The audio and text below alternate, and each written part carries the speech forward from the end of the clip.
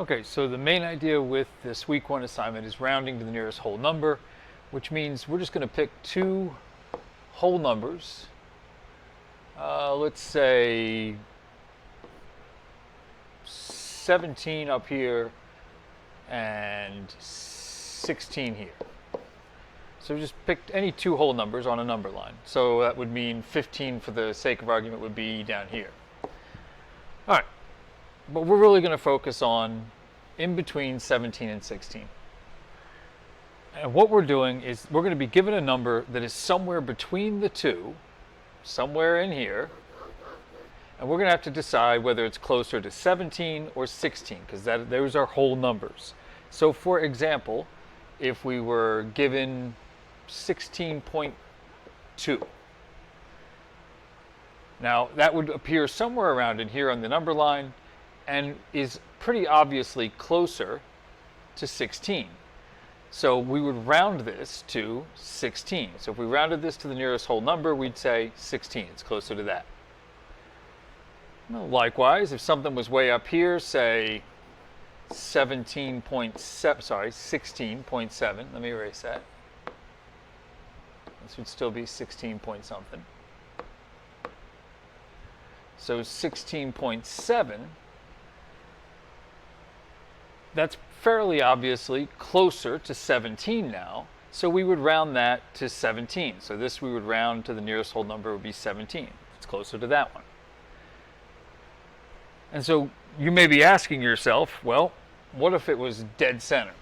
What if it was 16.5? That is difficult to round.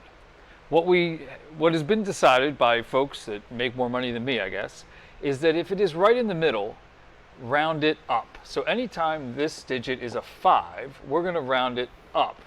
This is going to be rounded to 17. And you've probably noticed already that the key number in all this is the number that's after the decimal point. It's this number. If that number that I've circled, if that number after the decimal point is bigger, well, we'll say less than 5, then we round it down. We round to the lower number.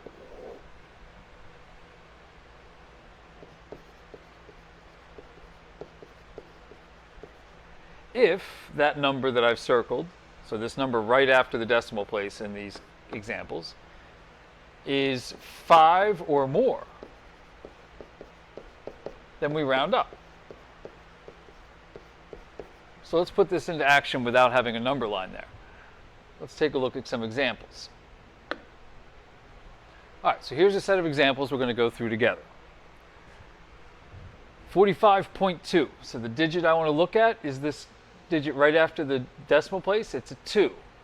That's less than 5. So I'm going to round this down to just 45. Notice 45 is less than 45.2. That's why I say round down. And if you had $45.20, $45 is technically less money than that. So that's why they call it rounding down, even though this number doesn't change at all. All right, what about the next one? Once again, we're going to look at this digit right here, the 7. And the rule is if it's 5 or more, we're going to round it up. If it's less than 5, we round it down. 7 is definitely more than 5. So we're going to round this up to the next whole number. The next biggest number from 27 is 28. All right. So this 7 here told us to raise this 7 1 up to 28, up to the next whole number. All right, let's take a look at this one. So in addition to giving you lots of digits here, which really don't make a difference, I've also given an extra digit at the end. That doesn't matter at all in this case. All we're looking at is this number right after the decimal point. Whoops. Don't know where that came from.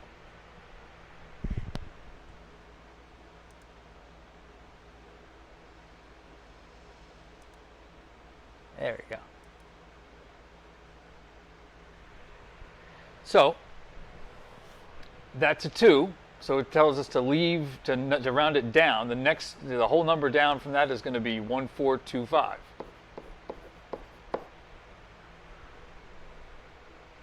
All right. 0.8. Huh. So the 8 definitely says to round it up. If we're at 0.8, the next one up is the next number bigger than 0, which is going to be 1.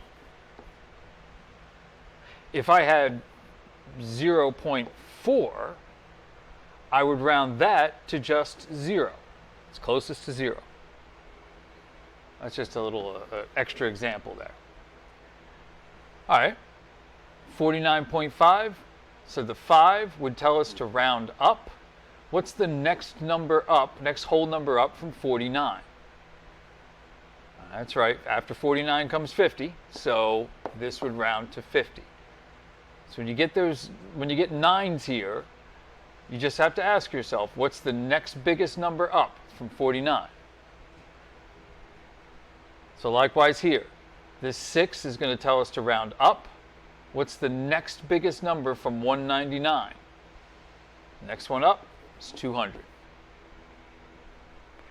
So there are 12 problems that follow this that I want you to do on your own. The answers are also there, so you can check to see if you're doing it right. Hopefully you are. If you're really struggling with it, message me on Schoology. We'll set up some time to go over it together. After you've done the practice, go on to the quiz, take the quiz. Hopefully you'll get 100 and you'll be rolling. All right. Thank you very much.